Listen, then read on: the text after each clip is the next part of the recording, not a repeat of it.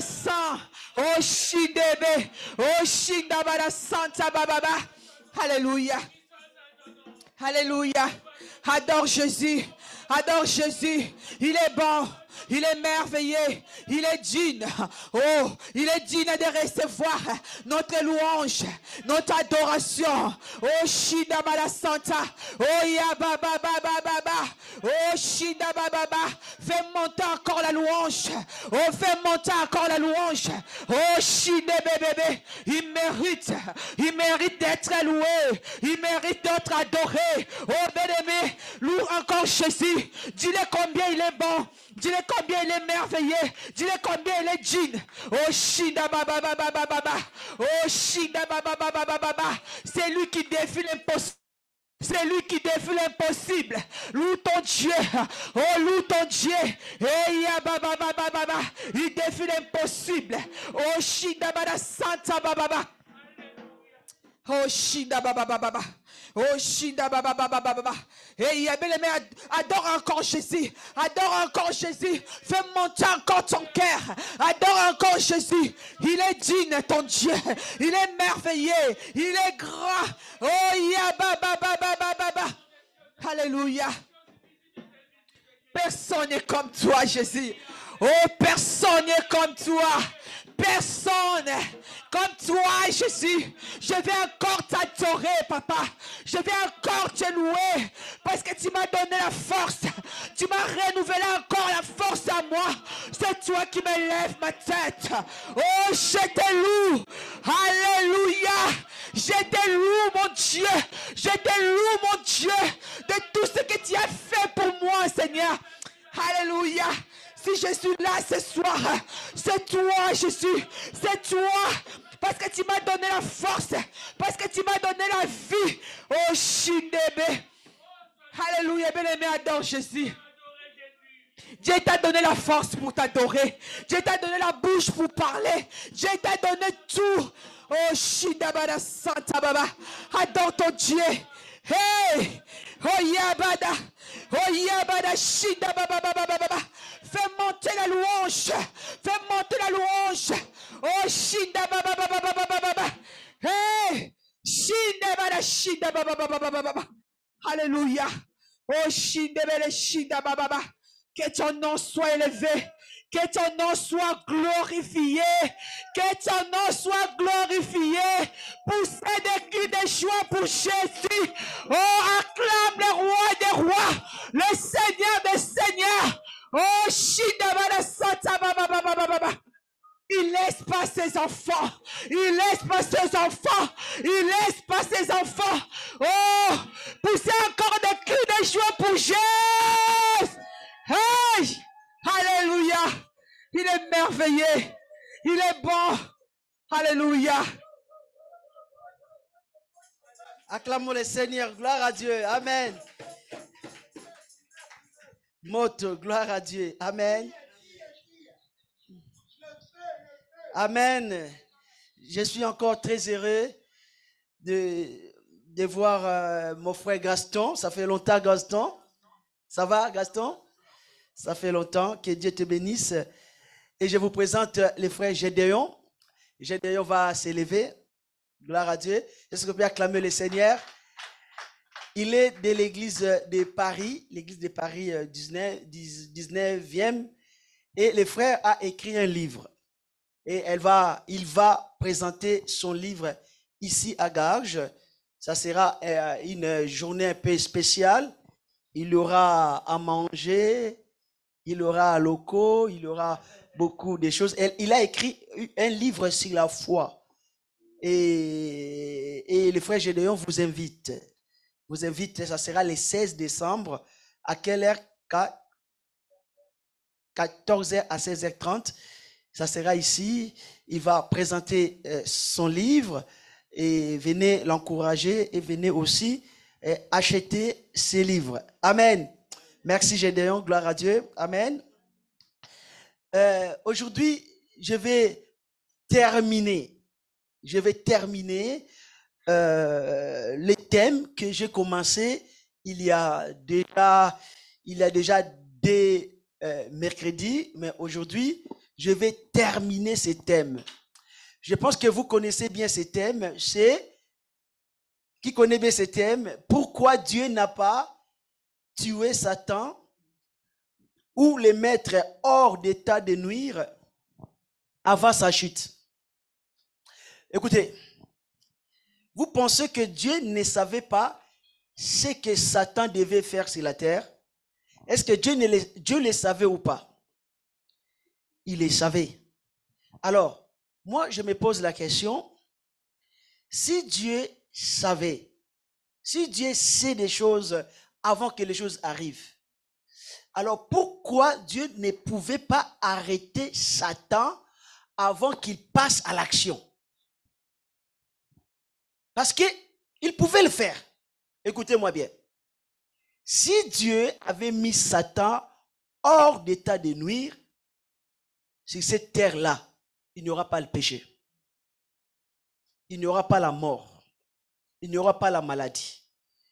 Il n'y aura pas AVC. Peut-être que tu as déjà perdu une personne dans ta famille par AVC, par coronavirus. Écoutez, si Dieu avait arrêté Satan avant que Satan passe à l'action pour séduire Ève, sur cette terre, il n'y aura aucune maladie. Est-ce que vous comprenez que ce qui a amené la maladie sur la terre, c'est le péché? Et celui qui a provoqué, qui a poussé l'homme dans les péchés, c'est Satan. Donc, si Dieu avait arrêté Satan, alléluia, il n'y aura pas le péché sur la terre, il n'y aura pas aussi la maladie. Alors, on se pose la question, pourquoi Dieu ne l'avait pas tué? Qu'est-ce que signifie le mot tuer? Le mot, quand on tue quelqu'un, on détruit. On enlève la vie. La mort, c'est la vie s'arrête. La personne ne respire plus. La personne est expirée. C'est ça la mort. Quand la vie s'arrête. Dieu pouvait arrêter Satan, il pouvait prendre la vie de Satan. Mais il n'a pas fait. Je vais aller rapidement, parce qu'aujourd'hui je vais vraiment tout terminer. J'avais 4 points à vous parler. Pourquoi Dieu n'allait pas tuer? Numéro 1, Dieu n'avait pas tué Satan. J'avais déjà prêché cela. Je vais survoler rapidement. Dieu n'avait pas tué Satan parce que, numéro 1, Dieu est fidèle à sa parole, quoi qu'il arrive. Quand Dieu dit quelque chose, Dieu ne revient pas sur sa parole. Et j'avais démontré dans la Bible que l'esprit ne meurt pas. On ne peut pas tuer l'esprit. Même Jésus pouvait dire, ne craignez pas les diables, ne craignez pas ceux qui ont le pouvoir de tuer le corps, mais qui ne peuvent pas tuer l'âme. Amen. L'âme est attachée, associée avec l'esprit. L'esprit ne meurt pas. Que ce soit l'esprit des anges, que ce soit l'esprit de l'homme. Dieu peut enfermer l'esprit quelque part, l'âme, les âmes. Mais Dieu ne peut pas faire disparaître l'esprit. Pourquoi? Parce que l'esprit a été créé par Dieu lui-même. C'est-à-dire, Dieu a pris une partie de lui. C'est-à-dire son souffle. Il a donné à l'homme. Donc, l'esprit que nous avons appartient à Dieu. C'est l'esprit éternel. C'est soit ton âme ou ton esprit va vivre éternellement en enfer ou auprès de Dieu. Mais ton esprit ne va pas mourir. Soit l'esprit des anges,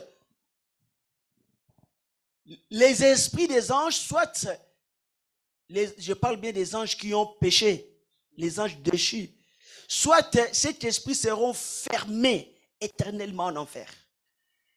Mais ces esprits ne peuvent pas mourir. Numéro 1, nous devons déjà penser que Dieu ne peut pas tuer l'esprit. Est-ce qu'il n'a pas le pouvoir de le faire? Oui, il a le pouvoir de le faire. Il a le pouvoir, mais il ne peut pas le faire. Pourquoi? Parce que s'il le fait, c'est comme si Dieu renie sa parole. Alléluia. Écoutez, moi je suis un homme. Je peux dire, Gédéon, je te donne 1000 euros. Et si Gédéon ne respecte pas mes paroles, je dis, Gédéon, rends-moi mon 1000 euros. C'est ce que fait l'homme. Mais Dieu, quand il te donne 1000 euros, même si tu as péché, ce qu'il t'a donné, il t'a donné. Alléluia. La Bible dit ceci, Dieu ne se répand pas de ses dons ni de son appel. Quand Dieu t'a appelé, même quand tu pêches, tu restes appelé jusqu'à la fin de ta vie. Est-ce que vous me comprenez?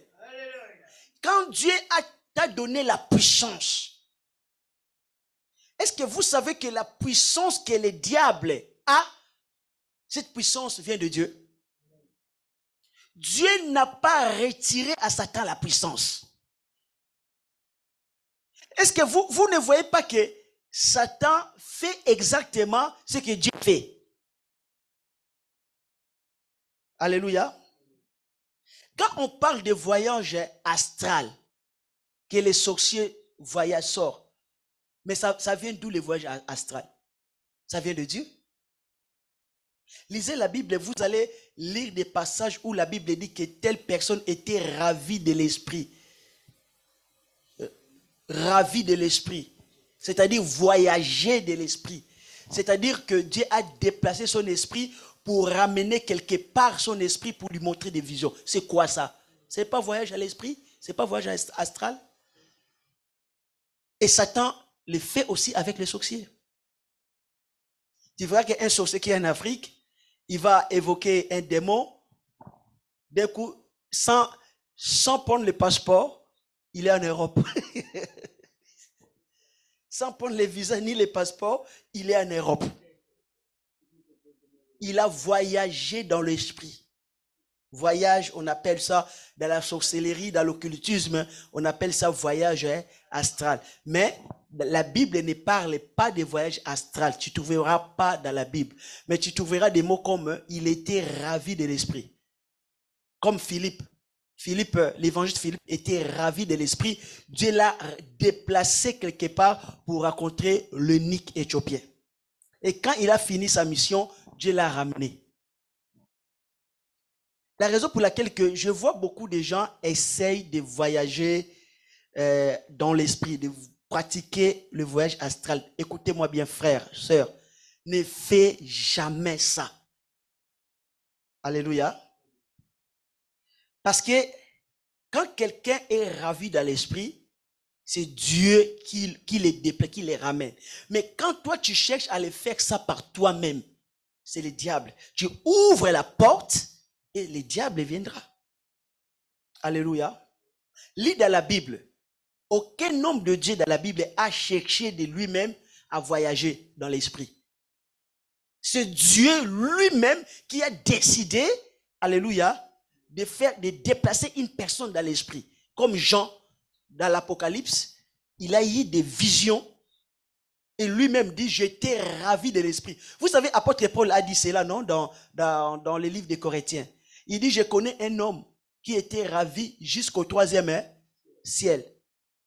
Donc Dieu l'a déplacé. Il a voyagé dans l'esprit. Et apôtre Paul même ne savait même pas. Il dit, si c'était dans mon corps ou hors de mon corps, je ne sais pas, je ne peux pas le dire. C'est que Paul savait, il a été déplacé, on l'a ramené au ciel pour lui montrer des choses que l'homme ne peut pas voir. Paul l'a vu. Alléluia. Donc, je reviens, Dieu n'a pas repris la puissance qu'il a donnée à Satan, le diable. Quand Satan vous persécute là, quand les sorciers viennent vous étrangler, mais ils viennent vous étrangler avec la puissance que Satan avait reçue de Dieu. Alléluia. Avec la puissance que le diable a reçue de Dieu. Maintenant, le diable utilise cette puissance pour faire du mal. Donc, nous voyons ici que Dieu ne se répand pas. Quand l'homme a péché, alléluia, Dieu n'a pas changé. La Bible dit, si même nous devenons infidèles, mais Dieu restait. Écoutez, si Dieu commence à changer ses paroles, c'est-à-dire qu'il dit, Gaston, je te donne la puissance. Et Gaston fait des bêtises, il dit, je retire, je te donne plus rien. Dieu commence à changer des paroles, on ne peut pas lui faire confiance. Alléluia. Bien aimé, un homme qu'on peut faire confiance, c'est-à-dire que quand tu as un ami, alléluia, tu lui as dit tes secrets. Tu as un ami, tu as dit tous tes secrets à ton ami. Et même si vous êtes fâché, un bon ami ne va pas répéter ce que vous lui avez dit. Vous comprenez? Il ne va pas aller dire partout ce que vous lui avez confié. Alléluia. Quand tu vois une personne comme ça, c'est vraiment un ami. Alléluia. Et un homme, quand vous avez des conflits, et il va dire tout ce que tu lui avais confié en secret à tout le monde, ce n'est pas un homme à faire confiance. Et moi, quand je vois une personne se comporte comme ça, amen, je ne fais pas confiance. Parce que je dirais ceci. Ce qu'il a fait avec l'autre, il peut aussi le faire avec moi. Alléluia. Ce qu'il a fait avec l'autre, il peut le faire avec moi. Et je vous donne un conseil. Soyez des hommes et des femmes de parole comme Dieu. Quand quelqu'un vous a confié quelque chose, même si aujourd'hui ça ne va pas entre vous et la personne, ce qu'il t'avait dit là, garde-le pour toi. N'utilise pas ça, amen, comme une arme pour l'achever. Et Dieu, quand Dieu donne quelque chose, même toi tu pêches, Dieu reste fidèle. Et la Bible dit, Israël que vous voyez là, même si Israël ne croit plus à Dieu, mais écoutez-moi bien, ce que Dieu les avait donné là, amen, c'est encore sur eux. Jusqu'à présent. La raison pour laquelle que Dieu n'a pas oublié complètement Israël, je parle d'Israël physique. Vous savez pourquoi? À cause des promesses que Dieu les avait faites. Amen. Dieu ne retire pas ce qu'il a donné. Il ne se répand pas. La raison pour laquelle que même quand le diable a péché, Dieu ne pouvait pas les tuer. Pourquoi? C'est à cause de sa propre parole. Quand l'homme a péché, Dieu ne pouvait pas supprimer l'homme. À cause de quoi? À cause de sa parole. Alléluia. Il a créé l'homme à son image. Il a créé l'homme comme lui. Et Dieu est éternel. Alléluia. Donc, s'il a créé l'homme à son image, il a mis à l'homme son souffle. C'est que le souffle là qu'il a mis à l'homme est aussi éternel. Donc, l'homme possède quelque chose qui est éternel. Alléluia. Et Dieu ne peut pas enlever ça. Bien aimé, il y a des choses que l'homme ne peut pas enlever. Écoutez-moi bien, si tu es père, tu es mère, amen, il y a des choses que tu ne peux pas enlever à ton enfant, même si ton enfant devient rebelle. Est-ce que quelqu'un sait cela? Écoutez, je répète encore. Même si ton fils devient rebelle, même si ta fille devient rebelle contre toi, il y a des choses que tu ne peux pas enlever en lui ou en elle. La première chose que tu ne peux pas changer, alléluia, tu ne peux pas changer son sang. Il portera toujours, toute sa vie, ton sang. Alléluia. Tu ne peux pas enlever ça. De fils qu'il est ton fils, amen, même si tu dis que tu n'es plus ma fille, elle va toujours vivre avec ton sang. Tu ne peux pas enlever ça. Alléluia. Peu importe ce qu'elle va faire. Donc, c'est-à-dire que tu ne peux pas changer son sang. Tu ne peux pas.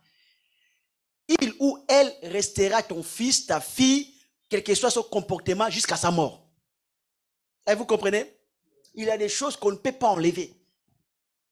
Et Dieu aussi, il ne pourrait pas changer cela. Et numéro 2, pourquoi Dieu n'a pas tué Satan? Numéro 2, je vous avais dit que Dieu n'a pas tué Satan. Pourquoi? Parce que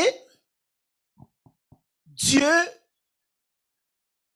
voulait ou Dieu veut mettre l'homme à l'épreuve, c'est-à-dire tester l'homme. Écoutez-moi bien. La Bible nous parle des premiers Adam et la Bible nous parle aussi des derniers Adam. Deux Adam. Et les deux Adam, Dieu les avait fait passer par un test. Et la seule personne que Dieu peut utiliser pour te faire passer dans un examen, dans un test, c'est qui? Écoutez, la Bible dit, Dieu ne tente personne et Dieu ne peut pas être tenté par personne. Dieu ne tente personne. Alors, si Dieu veut passer un enfant de Dieu à l'épreuve, il va utiliser qui? La réponse c'est ça. Parce que lui, Dieu, il ne peut pas te tenter. Et la Bible dit que personne, s'il est tenté par le mal, peut dire que c'est Dieu qui me tente. Dieu ne peut pas tenter. Alors, la personne que Dieu peut utiliser pour tenter l'homme, c'est qui? C'est le diable. Donc, c'est-à-dire quelque part, Dieu avait besoin de Satan sur la terre. Pourquoi? Pour tester l'homme. Amen. Tu penses que Dieu va te tenter? Non, Dieu ne va pas te tenter. Toutes les tentations que tu subis dans la vie ne viennent pas de Dieu. Dieu peut-être permet, mais Dieu ne tente personne. Et vous allez remarquer que les premiers Adam, Dieu ne l'a pas tenté, mais qui l'a tenté? Donc Dieu a laissé Satan en liberté. Dieu ne l'a pas supprimé. Pourquoi? Parce que Dieu aime tester ses enfants. Même Jésus, quand le dernier Adam est venu, vous savez ce que Dieu avait dit à Jésus? Tu es mon fils, tu viens au ciel, mais tu ne seras pas épargné. Toi aussi, tu passeras par les tests. Lisez bien la Bible. La Bible dit, le Saint-Esprit a conduit Jésus dans les... Pourquoi? Pour être tenté par qui? Écoutez, c'est-à-dire que le Saint-Esprit, mais moi, ça me fait peur. Parce que nous pensons que le Saint-Esprit nous donne l'onction, il nous donne la puissance. Mais là, le Saint-Esprit n'avait pas une mission de donner à Jésus la puissance, mais il avait une mission de ramener Jésus où? Chez qui? Chez les diables.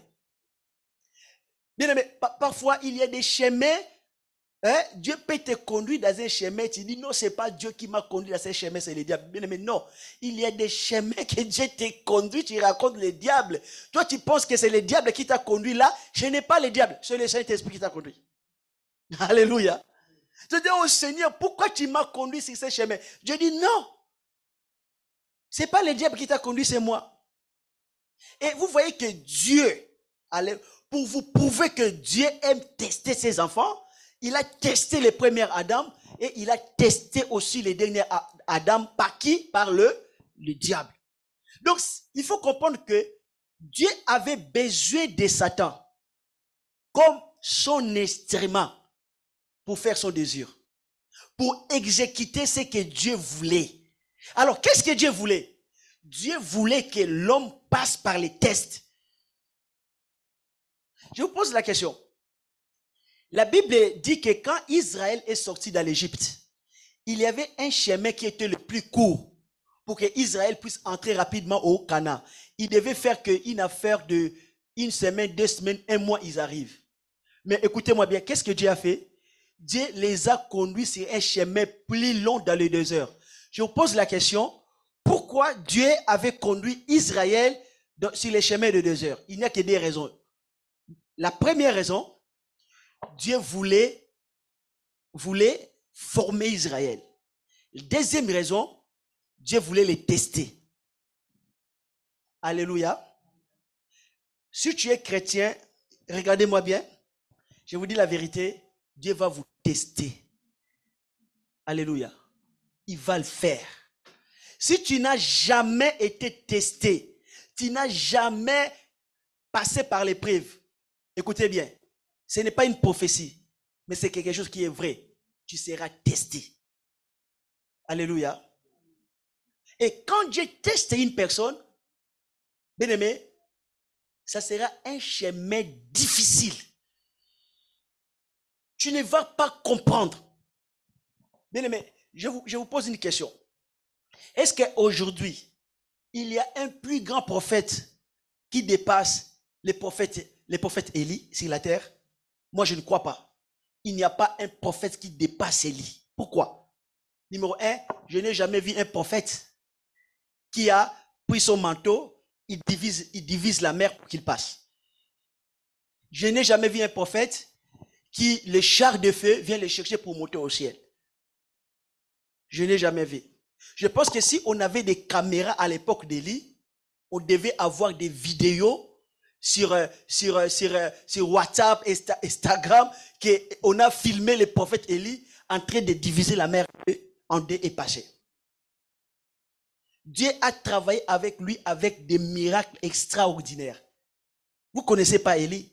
Dis-moi, est-ce que vous connaissez un homme de Dieu, un pasteur qui prie et que vous voyez, nous voyons, nous filmons les feux descendre du ciel et ça brûle les offrandes? Vous avez déjà vu ça?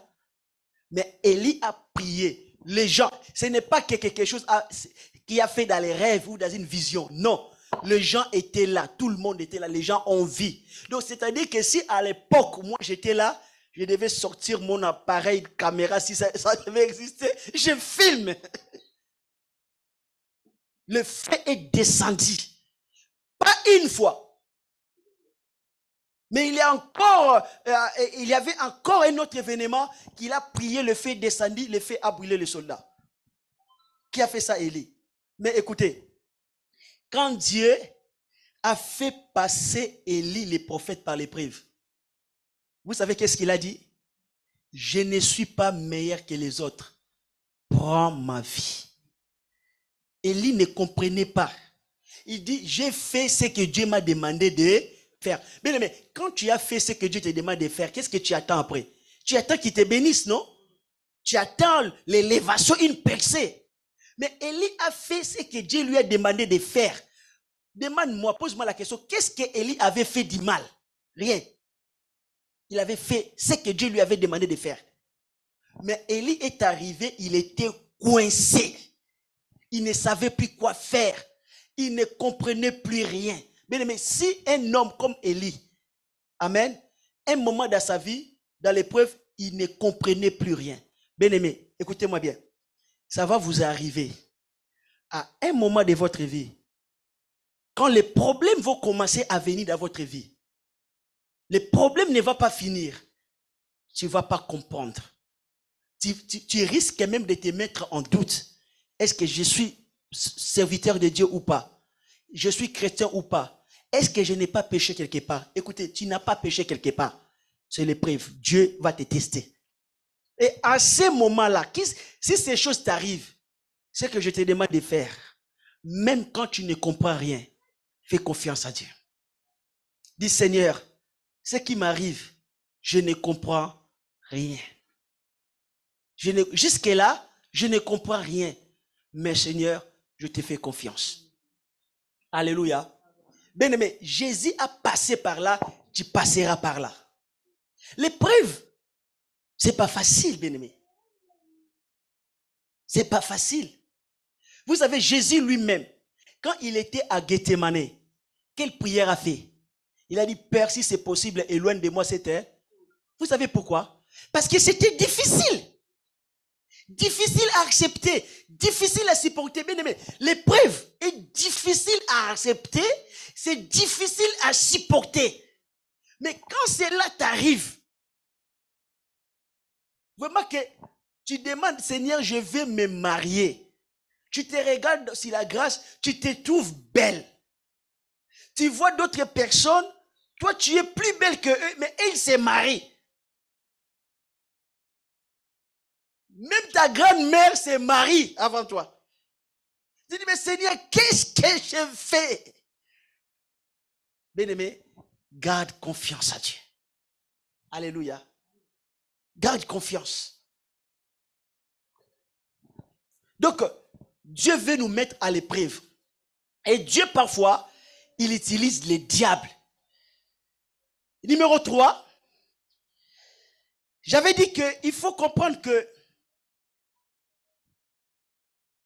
Dieu, alléluia, il a permis Satan qu'il reste en vie. C'est à cause de son plan de la rédemption. Je vous pose la question. Alléluia. Si Satan n'était pas venu, est-ce que Jésus-Christ devait venir sur la terre? Si l'homme n'était pas tombé dans les péchés, est-ce que Jésus devait venir? Non. Dieu avait déjà conçu ou formé son plan rédempteur d'envoyer Jésus. Donc, ça manquait quelque chose pour que les plans de Dieu s'accomplissent. Ça manquait quoi? Je répète, Dieu avait déjà planifié. Il avait déjà son plan que Jésus va venir sur la terre comme rédempteur pour racheter. La Bible dit, Dieu a conçu ce plan avant la fondation du monde. Avant la fondation du monde. Avant même que le diable existe. Avant même que l'homme existe. Écoutez-moi maintenant. Maintenant, pour que les plans de Dieu qui avait formé avant s'accomplissent, il fallait qui? Oui, il fallait Jésus. Donc, Dieu avait préparé un plan d'envoyer Jésus sur la terre. Il fallait que Jésus puisse venir sur la terre. Le plan a été déjà formé avant l'existence de Satan, avant l'existence de l'homme. Maintenant, ça manquait quelques points pour que Dieu puisse exécuter son plan. Ça manquait quoi? Ça manquait le péché. Amen.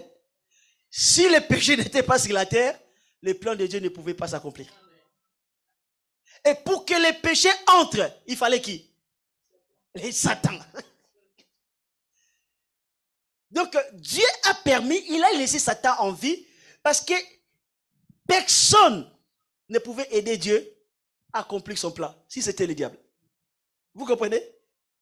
Donc, ça dit que les plans de Dieu, ça pouvait s'accomplir que si Satan avait fait ce qu'il avait fait.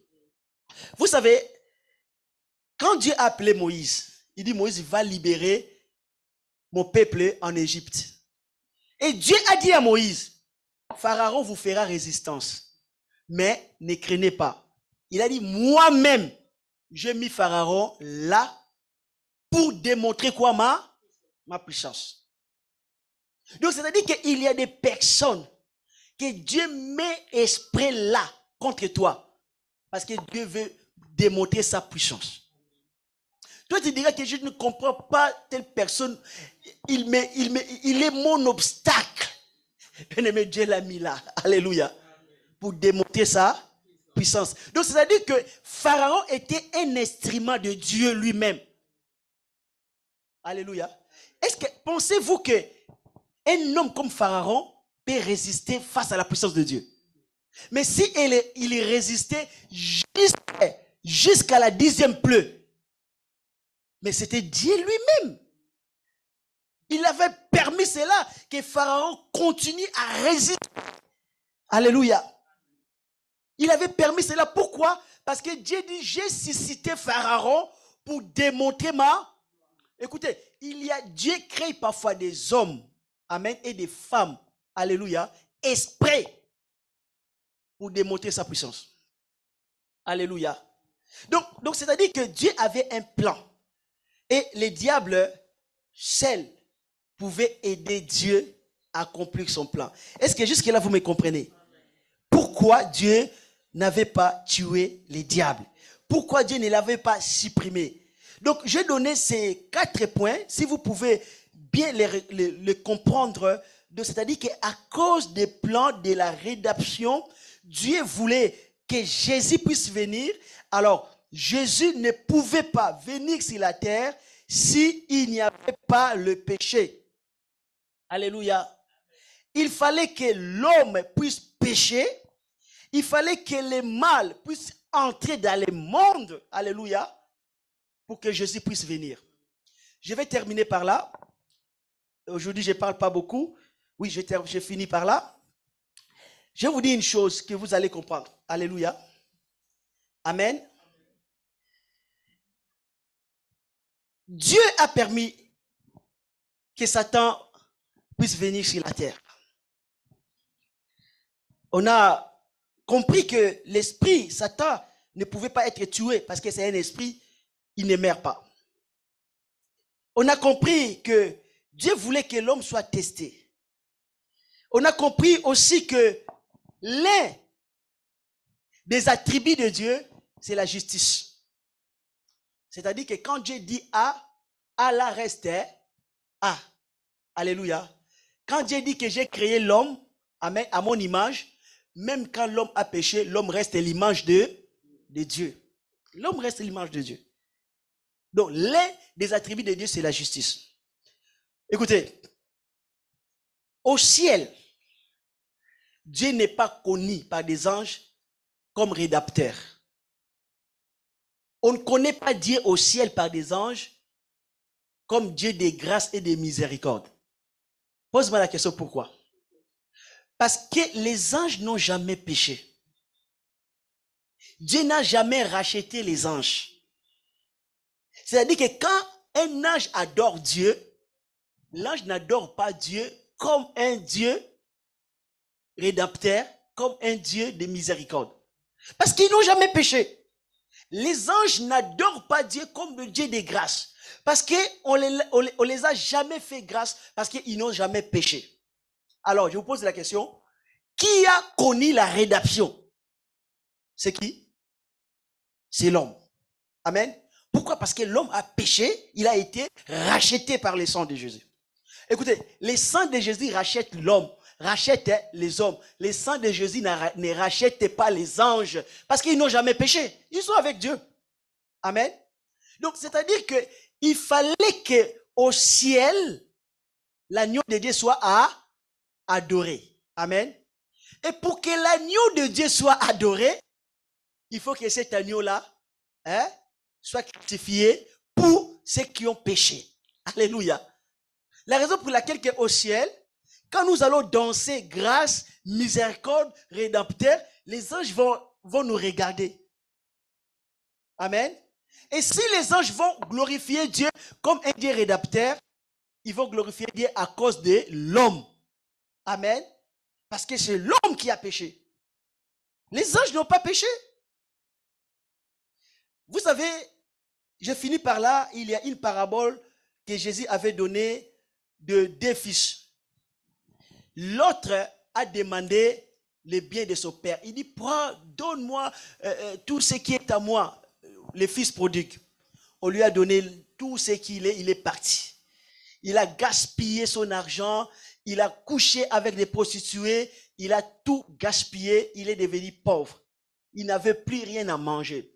Il y avait son grand frère, lui il n'a pas péché, il est resté à la maison avec le papa. Et quand l'autre là qui était parti, il a dit, bon, je n'ai plus rien, vaut mieux que je retourne dans la maison de mon père.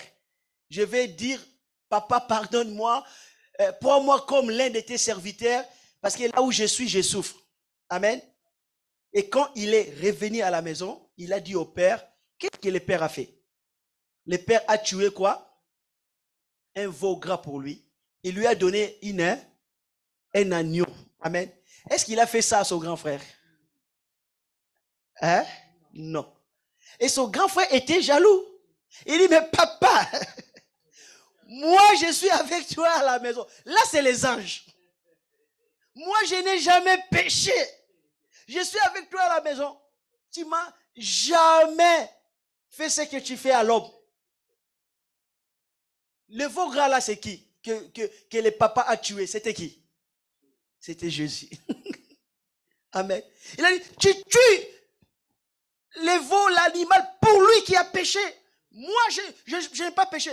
Mais le père dit, mais toi, tu n'as pas péché, tu n'as pas besoin qu'on te donne, qu'on puisse sacrifier l'agneau pour toi, l'animal pour toi. Tu n'as pas péché, toi. L'agneau sacrifié est pour celui qui a péché. Amen. On peut acclamer le Seigneur. Gloire à Dieu. Et celui qui avait péché avait besoin d'une nouvelle alliance, on lui a donné. Est-ce que vous avez déjà entendu que Dieu a fait une nouvelle alliance avec les anges? C'est écrit où dans la Bible? Nulle part. Parce que les anges n'ont pas besoin d'une nouvelle alliance. Ils n'ont jamais péché. Ils sont toujours avec Dieu. C'est l'homme qui avait besoin d'un agneau, d'une nouvelle alliance. Alléluia. À cause du péché. Donc, la raison pour laquelle Dieu a permis l'existence du diable, amen, parce que Dieu voulait offrir l'agneau de Dieu aux hommes. Alléluia, Jésus. Et la nouvelle alliance que nous avons aujourd'hui en Jésus-Christ. Quelqu'un peut dire amen. Et les anges parfois sont surpris. Ils sont surpris de tout ce que Dieu fait pour l'homme. Parce qu'ils n'ont jamais péché.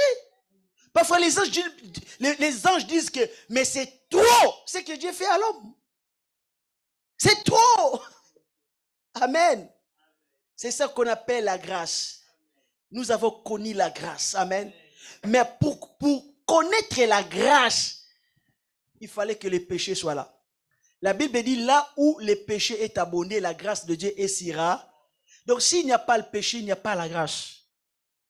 Et s'il n'y a pas, si le diable n'était pas venu, le péché ne sera pas sur la terre. On peut acclamer le Seigneur. Aujourd'hui, j'ai fini ce message. Pourquoi Dieu n'a pas tué le diable? Amen. Je vous ai donné les 4 points et vous avez compris. Allez enseigner ces choses aux autres. Amen. Lèvons-nous, nous allons prier au nom de Jésus. Après, je pense que je laisserai la place à Bobette. Gloire à Dieu. Amen. Dis Seigneur Jésus, répétez après moi, dis Seigneur Jésus, je te remercie pour tout ce que tu fais pour moi. Tu m'as fait grâce, tu as envoyé Jésus et tu m'as fait rentrer dans une nouvelle alliance. La parole de Dieu déclare, là où le péché est abondé, la grâce de Dieu est surabondée. Merci Seigneur, parce que tu fais ce que tu veux. Tu avais déjà planifié ton projet d'envoyer Jésus avant l'existence de Satan. Et je te remercie pour tout ce que tu fais dans nos vies. Et je te remercie aussi parce que tu avais permis les diables de venir sur cette terre. Parce que tu avais un plan glorieux, un plan puissant pour l'humanité. Je te donne toute la gloire au nom de Jésus-Christ. Merci Seigneur Jésus. Amen. On acclame le Seigneur, gloire à Dieu. Voilà, on est à la fin de notre réunion. J'ai essayé d'être très court. Et ceux qui ont apporté les offrandes, Maman Thérèse va vous proposer des enveloppes et nous allons donner pour la gloire de Dieu. Nous avons les projets, amen. Waouh, nous avons un grand défi. Le défi que nous avons, nous voulons non seulement louer des locaux, nous voulons aussi tenter d'acheter. On est déjà en train de faire un plan pour acheter des locaux qui sera plus grand d'ici. Donc voilà, vous pouvez être partenaire pour cette opération. Vous pouvez être un ouvrier, un bâtisseur. Écoutez, quand nous aurons ces locaux, peut-être toi aussi tu prêcheras dans ces locaux. Tu prêcheras, ça sera aussi un terrain pour toi pour prêcher. Ça sera aussi un terrain pour toi pour exercer ton ministère. Peut-être si ce n'est pas toi qui vas prêcher, peut-être ça sera un de ton fils ou un de ton petit-fils qui prêchera ici. Alléluia. Et quand tu es bâtisseur pour cette mission, Dieu va te bénir. Je connais une famille américaine. Quand j'étais au pays, dans mon église Assemblée de Dieu, cette église était très pauvre. On avait essayé de construire l'église avec des branches d'arbres. Donc, c'est-à-dire que quand on était dans cette église, quand il pleuvait, toute l'eau tombait sur nous dans l'église. Et une famille américaine, je ne sais pas comment ils nous ont trouvés, ils se sont déplacés de l'Amérique jusqu'au pays. Ils ont construit pour nous une église avec des briques, avec des tôles. Et cette église existe jusqu'à aujourd'hui. Et après, nous avons entendu des témoignages. Dieu avait béni cet Américain. Il est mort âgé, il est décédé. Et la bénédiction que Dieu avait mise sur lui, ça continue même à suivre ses petits-enfants. Et jusqu'aujourd'hui, il a des bénédictions. Et aujourd'hui, quand nous entrons dans cette église, quand il pleut, nous remercions Dieu et nous bénissons aussi les personnes qui avaient construit cette œuvre. Bien aimé, il y a des actions que nous faisons qui ne seront pas oubliées devant Dieu. Ça va te suivre même au ciel. Alléluia. La raison pour laquelle sois bâtisseur pour la construction de l'église des Garges, pour des locaux des Garges. On va lancer un appel de fonds. Et si tu vois cet appel de fonds, clique sur ces liens et donne ton offrande. Et engage-toi chaque mois de donner quelque chose. Écoutez-moi bien. Les plans que nous avons faits pour acheter, les locaux que nous voulons acheter, ça coûte 555 000 euros. Et on a besoin de 700 000 euros. On a déjà, avec des personnes qui essaient de nous aider pour avoir un prêt bancaire, mais ça nous manque au moins l'apport de 20% de 700 000 euros. Si on a 20% de 700 000 euros, la banque pourra nous donner un prêt pour que nous puissions avoir des locaux en nous. Nous ne serons pas des locataires. Vous comprenez? Donc, il faut 20%. Et les 20% de 700 000 euros, ce n'est pas beaucoup, c'est 140 000 euros. Donc, si on a 140 000 euros, on aura un bâtiment qui va coûter 700 000 euros. Et les restes, on va payer petit à petit jusqu'à la fin des crédits.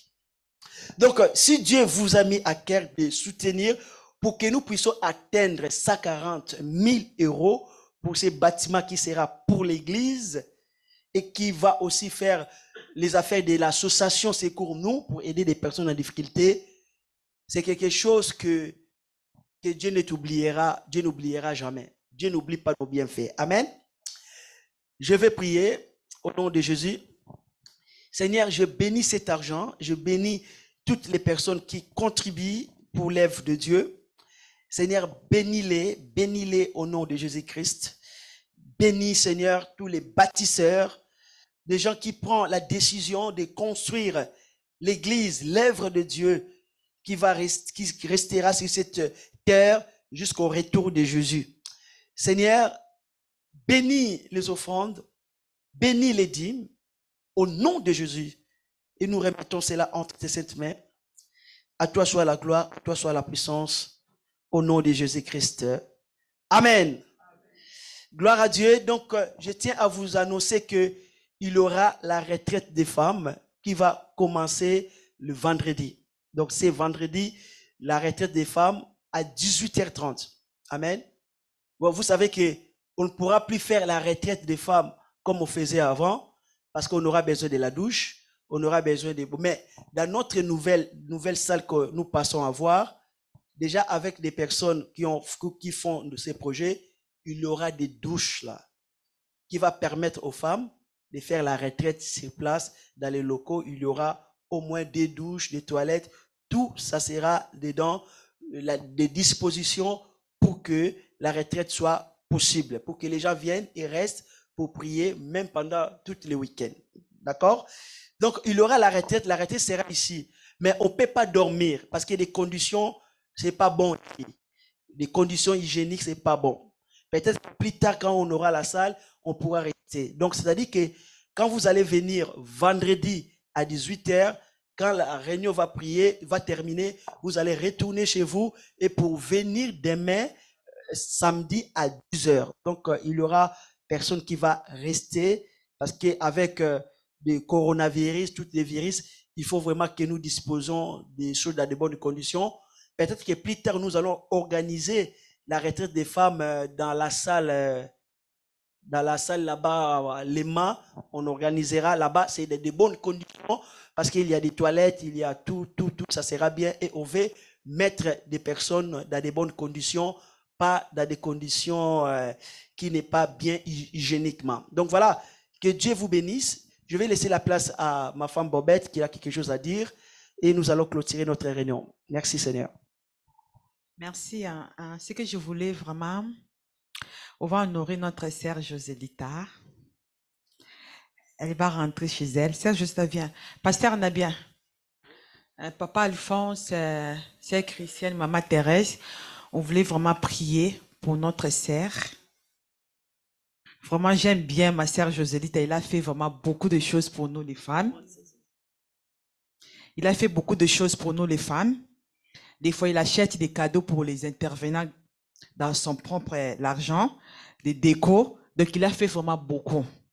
Donc, nous, les femmes, on a un cadeau pour toi. On va te donner. On a encore des surprises.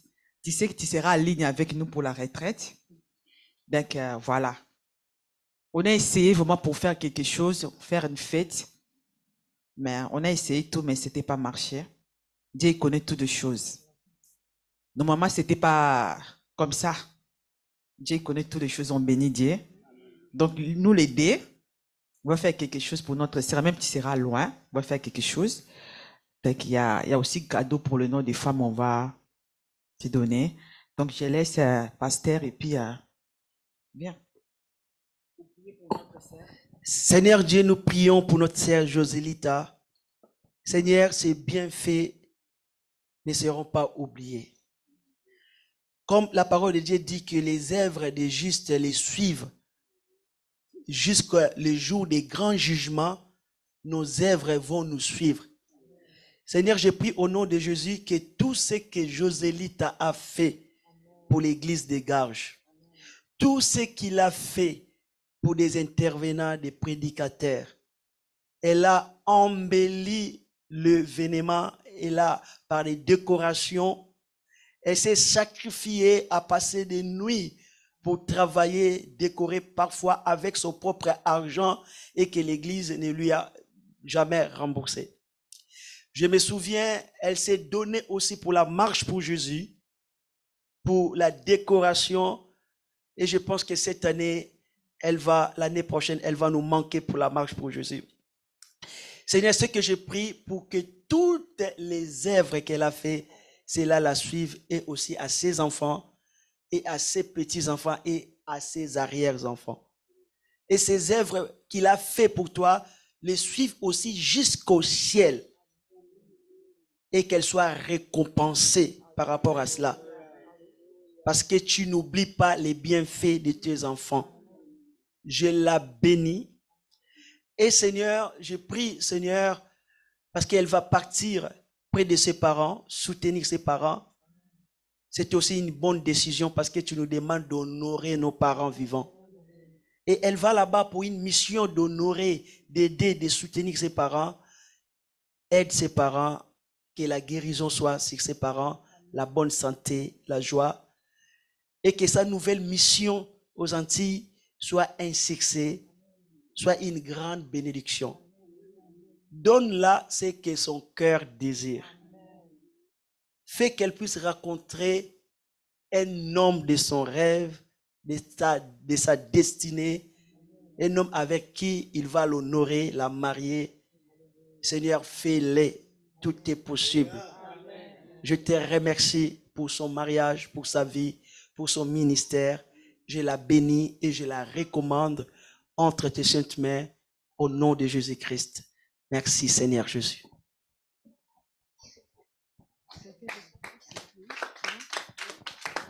Amen, amen. On t'aime beaucoup. Merci, moi aussi. Amen. Vos papas, on a quelque chose à partager. Papa, il faut que tu fais prier aussi pour Josélita. On a quelque chose à partager. Père de gloire, toi qui as appelé notre fille, notre soeur, notre maman pour les enfants qui sont à bas âge, tu l'équipes. Il retourne aux Antilles auprès de ses parents. C'est un retour aussi prophétique parce qu'elle ne va pas baisser les bras. Elle a du travail à faire là-bas, s'occuper de ton église. Parce que je sais une chose, depuis que je suis dans l'intercession, beaucoup de choses autour de moi et dans ma famille ont changé.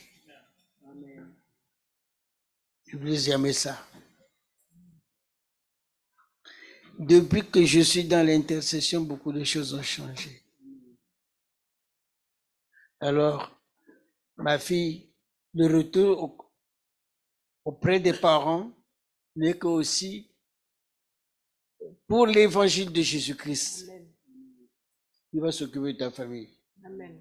Il va s'occuper de ta famille. Regarde à Jésus. Amen. Amen. Que Dieu te bénisse. Il sera pour toi un Dieu devant, un bouclier derrière. C'est lui qui fait tout. Nous avons prié ainsi au nom de Jésus-Christ, notre Seigneur Sauveur. Amen. Amen.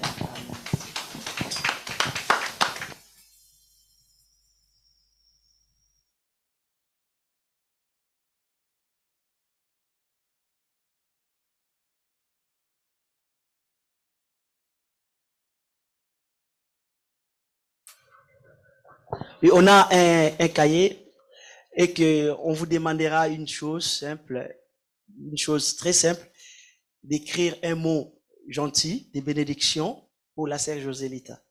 Et quand elle va lire ces cahiers, elle va se souvenir de vous avec votre signature, avec votre nom et de dire des mots que vous pensez dans votre cœur pour bénir notre sœur. Donc, on va mettre les cahiers quelque part. Voilà.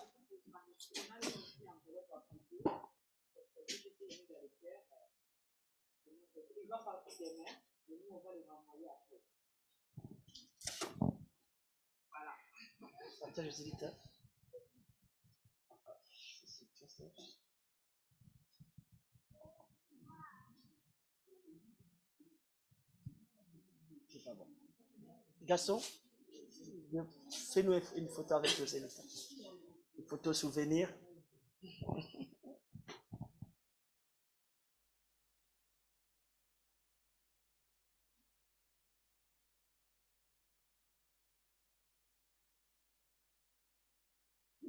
C'est le meilleur photographe du monde. Merci. Donc,